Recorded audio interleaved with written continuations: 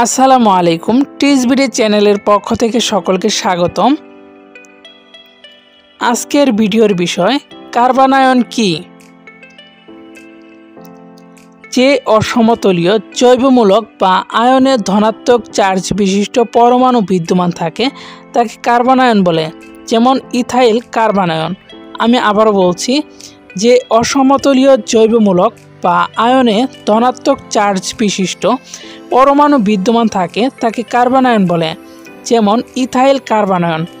ভিডিওটি যদি আপনাদের কাছে একটু ভালো লেগে থাকে তাহলে অবশ্যই ভিডিওটিতে একটি লাইক দিয়ে ইউটিউব চ্যানেলটি সাবস্ক্রাইব করে রাখবেন। তাহলে আমরা শিক্ষা সংক্রান্ত যে কোনো ধরনের ভিডিও আপলোড দিলে সাথে সাথেই নোটিফিকেশন পেয়ে যাবেন। ধন্যবাদ সবাইকে, সকলেই ভালো থাকবেন। পরবর্তী কোনো ভিডিওতে দেখা হবে আপনাদের সাথে। আল্লাহ হাফেজ।